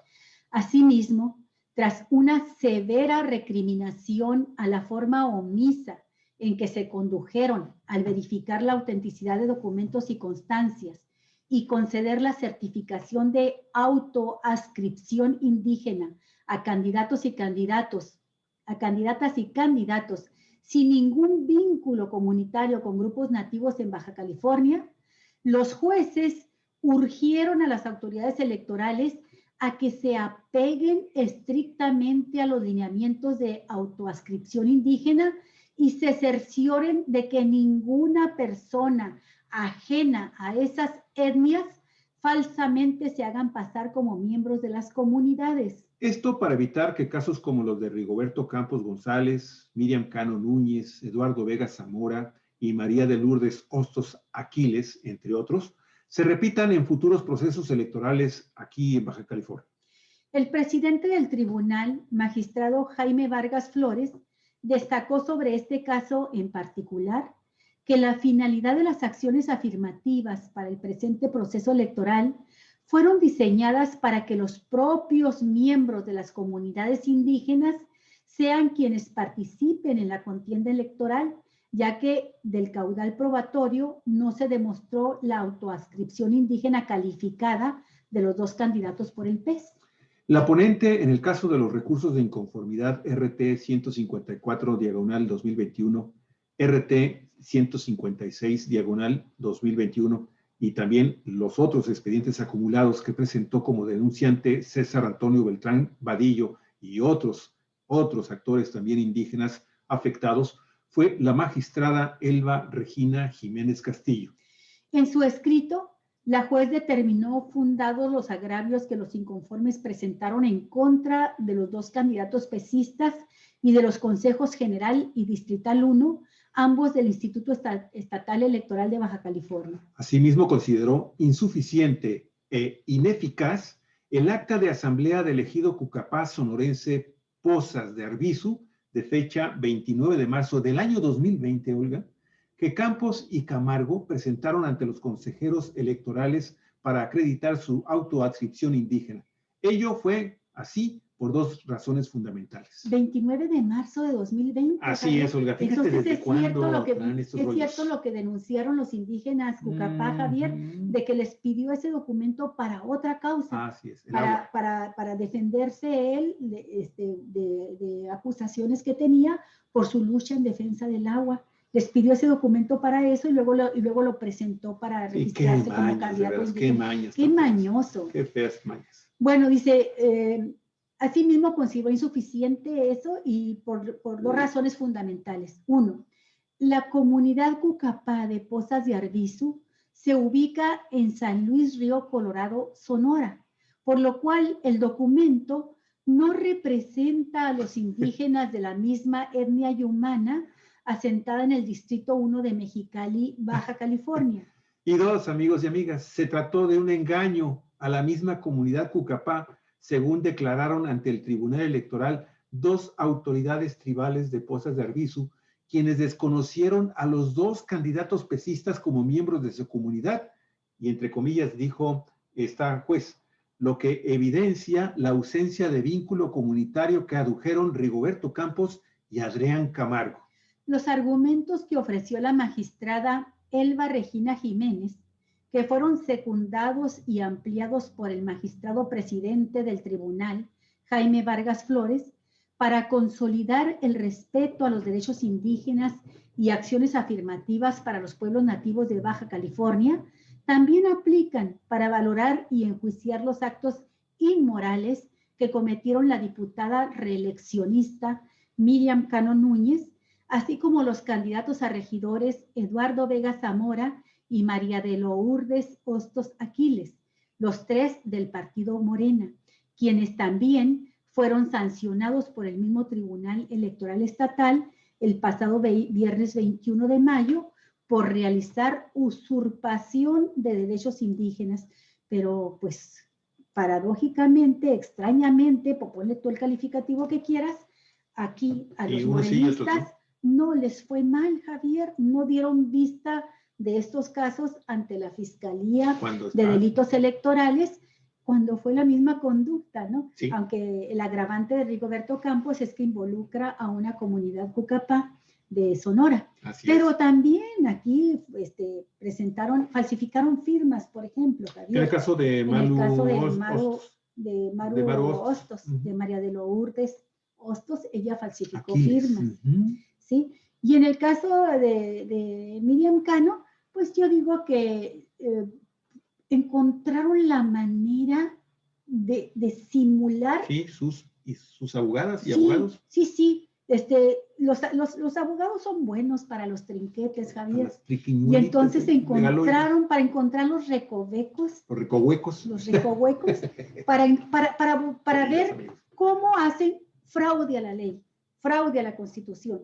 Y entonces encontraron esos recovecos legaloides, pero si se van al estricto sentido de lo que dice la Constitución, se cometió un delito también en estos casos, porque el tribunal dice usurpación de calidad indígena. Así es. Y eso debiera o es un delito, Javier, y debieron estar también puestas a disposición de la Fiscalía. Y mira, nosotros para consolidar esta nota que redactábamos, Olga Alicia, editamos una parte de aproximadamente 25 minutos en donde los tres magistrados, pero fundamentalmente la juez ponente y el presidente del tribunal, argumentan con una precisión muchas de las, casi el 99% de las cosas que hemos estado platicando aquí, tú, yo y nuestros queridos colaboradores como Armando Duarte, Daniel Solorio, en fin, todos los que han platicado sobre este tema en particular, que hemos estado citando incluso legislaciones, artículos constitucionales, jurisprudencias jurídicas, en fin. Todo eso, Olga Alicia, lo resumen y lo incluyen ahora en su análisis. O sea que ya podemos trabajar de magistrados. Ya casi estamos listos para los magistrados. Aunque algunos compañeros dicen que pues hay otros que saben, que hay otros colegas que saben más, que sí son los que saben. Pero bueno, termina y yo te quiero comentar. Nosotros, Olga, hemos estado platicando aquí y precisamente para que, pues a ver si algo les sirve a los que saben realmente sobre estos temas, pues hemos incluido esta parte, Olga Alicia, en donde, reforzando lo que tú estás diciendo sobre lo que se debió haber aplicado y no se aplicó en el caso de estos tres morenistas, Olga, está que ni mandado a hacer para que también fueran objeto de una investigación por delitos electorales en la Fiscalía Especial para los Delitos Electorales aquí en Baja California. Si no lo hacen, si no lo han hecho, si no lo hicieron, es simple y sencillamente porque efectivamente la justicia a veces en este país y en este estado en particular no es pareja. Para unos hay manga ancha. Finalmente la tercera es la vencida. Ya ves, perro feliz. Pero lo cierto, Olga Alicia, es que para otros, ahí va, todas las pulgas para ese perro. Sí, bueno, yo quiero hacer dos comentarios nada más, Javier. Uno, en el sentido de que me da muchísimo gusto esta decisión del tribunal y lo vinculo con lo que estábamos comentando hace poco con la declinación de Rogelio Castro, que cómo se equivocan los políticos, aún los independientes, los ciudadanos más de pueblo, como es el propio Rogelio, cuando piensan que pueden manipular la voluntad de los ciudadanos, de sus propios seguidores, ¿no? Se equivocan de cabo a rabo y pierden más de lo que ganan cuando traicionan así una esperanza. Rogelio Castro está traicionando la esperanza de los ciudadanos que quieren una opción independiente. Sí. El caso ya no cuentes con el voto. Sí. En el caso de Miriam Cano, traicionando la esperanza de quienes creen o creemos en Morena y quienes creemos en las políticas afirmativas y creemos en que este partido ha de ser la esperanza para estos sectores de la población más marginados y usurpa un espacio que le pertenecía a los más discriminados entre los discriminados, a los indígenas. Y en el caso, Javier, de Rigoberto Campos, traicionando a los propios activistas sociales que lucharon junto con él en contra de la privatización del agua, en contra de la instalación de esta cervecera Constellation Brands, y de por sí, cuando se decanta a favor de un partido como el PES y apoyando una candidatura como la de Jorge Jan Ron, bueno, pues ya pierde ahí mucha de la credibilidad y de la simpatía de un sector de la población que lo estaba apoyando, porque le sucede lo mismo que a Alejandra León. Dejan de creer en él. ¿Por qué? Porque Jan Ron, pues más tardó en ser postulado candidato que en andar diciendo por todos lados que él apoya a Constellation Brands y que va a apoyar ese tipo de inversiones. Ese tipo de inversiones que el presidente López Obrador ha dicho, no, en el norte de la República no podemos meter industrias y menos transnacionales que son devoradoras de agua, claro, y que se llevan el agua de México, la exportan, se la llevan a otro país en forma de cerveza, ¿no? En este caso. Entonces, pierden ya ahí una gran cantidad de la base de apoyo social que los hizo, claro, ser quienes son, que los hace aparecer como una opción para el electorado. Bueno, ya había perdido Rigoberto Campos este apoyo de una gran parte de los activistas, Javier, de resistencias, claro, civiles, de una gran parte de la población de Mexicali que veían con buenos ojos este liderazgo surgido desde la CNC, le perdonaban hasta su pasado cenecista y priista, porque lo veían como un auténtico luchador social. Bueno, pues a eso agrégale ahora lo que pierde entre el electorado de Mexicali en general por usurpar un espacio que les pertenecía a los indígenas, disfrazándose de cucapá, queriendo aparecer como un cucapá. Todo esto, Javier, para decirle, ¿para qué se arriesgan? Es más lo que pierden.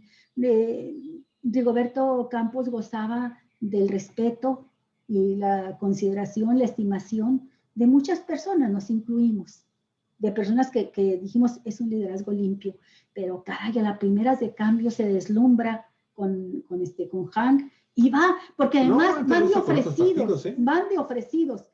Hank fue su tercera opción, ¿eh? Sí, ya lo sabemos, sí, Javier, sí, y además le estuvo mandando mensajes hasta la ignominia, pidiéndole casi arrastrándose para que lo hicieran candidato a diputado por el PES.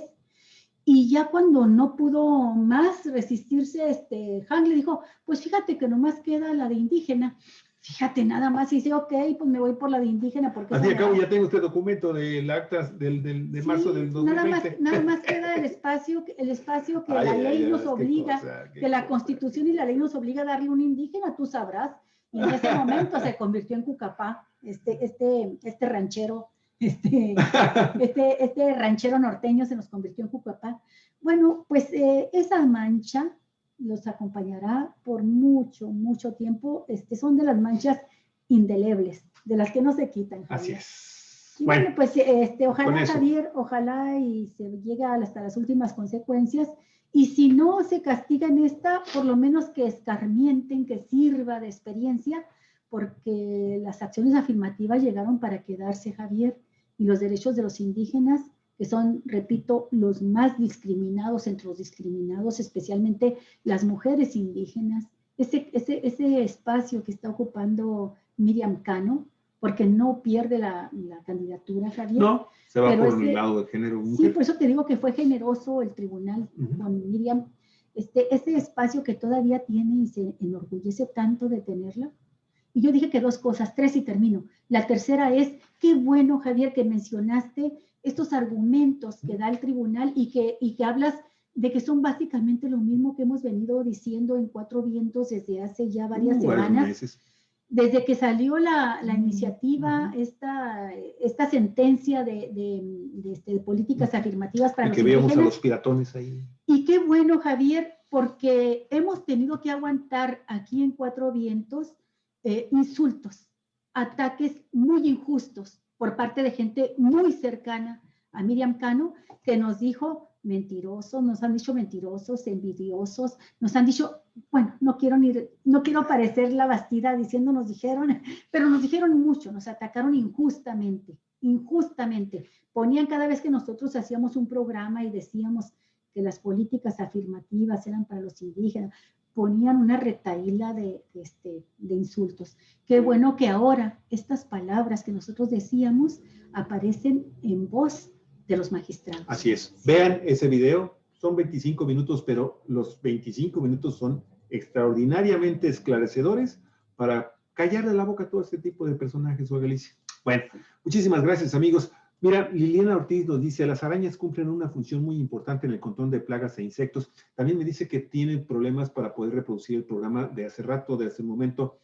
Hemos tenido muchos problemas con Facebook en la mañana. Ahorita parece ser que ya se tranquilizó, ya se estabilizó Facebook, pero tuvimos muchos problemas y probablemente algo sucedió, mi estimada Liliana. Ya en un momentito más voy a trabajar sobre lo que grabamos y volverlo a subir. Sí. Por otro lado, Juan Martínez, es que el desconocer cuáles arañas son las mortales, las que hacen al mirar a una en el cuarto de tus niños, pues lo primero que te viene es aplastarlas. No siempre hay tiempo de checar en Wikipedia. Sí, es cierto, también tiene razón, porque yo me acuerdo que mi madre siempre me estaba alertando de las viudas negras, ¿no? Sí. Y recuerdo que, bueno, me llegué a dar cuenta, no de muertes, pero sí de personas que estuvieron muy graves al sufrir una mordedura de una viuda negra. Aparte, como se dijo en el trabajo, amigos y amigas, que leímos en la primera nota, simple y sencillamente ellas están en su lugar, ellas están apartadas de nosotros, no tenemos por qué estarlas buscando, no van a subirse con nosotros ahí. Simple y sencillamente están haciendo su función en su lugar, no las molestemos. Así con un palito, con un palito hacia afuera. Por favor, hacia afuera.